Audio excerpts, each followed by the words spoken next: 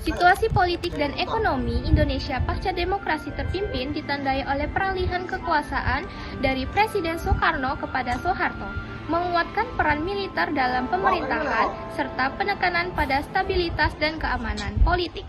Sementara di bidang ekonomi pemerintahan mulai melakukan penataan kembali dengan menetapkan inflasi, memperbaikan keuangan negara, membuat kerjasama dengan lembaga internasional, dan mendorong masuknya investasi untuk memulihkan kondisi ekonomi nasional.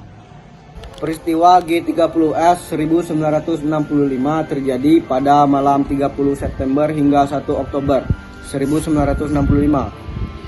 Diawali dengan penculikan sejumlah perwira tinggi TNI Angkatan Darat oleh kelompok yang menamakan diri Gerakan 30 September.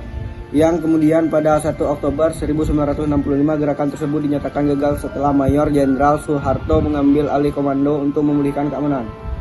Dengan tokoh-tokoh yang terlibat antara lain pada perwira TNI Angkatan Darat, Soeharto, serta PKI yang menurut versi resmi Orde Baru dituduh terlibat dan berupa dibubarkannya PKI, melemahnya kekuasaan Presiden Soekarno, serta menjadi awal lahirnya pemerintah Orde Baru di Indonesia.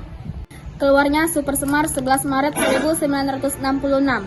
Super Semar surat pemerintah 11 Maret dikeluarkan oleh Presiden Soekarno pada 11 Maret 1966 untuk memberikan wewenang kepada Letjen Soeharto dalam mengambil tindakan guna memulihkan keamanan dan ketertiban negara yang saat itu tidak stabil pasca peristiwa G30S 1965 yang kemudian berdampak pada pembubaran PKI, melemahnya kekuasaan Soekarno, serta menjadi awal lahirnya pemerintahan Orde Baru. Peralihan kekuasaan dari Presiden Soekarno ke Soeharto berlangsung secara bertahap dan dipengaruhi oleh situasi politik yang stabil. Pasca peristiwa G30S 1965 yang menyebabkan penurunannya kepercayaan terhadap kepemimpinan Soekarno. Puncak proses ini terjadi dengan keluarnya Super Semar pada 11 Maret 1966 yang memberitakan kewenangan kepada Letnan Soeharto untuk mengambil langkah-langkah guna memulihkan keamanan dan ketertiban negara.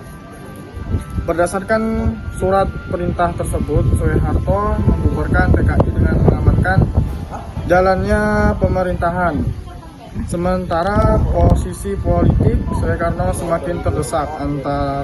Akhirnya, pada tahun 1967, MPRS mencabut kekuasaan Soekarno dan mengangkat Soeharto sebagai presiden yang memadai.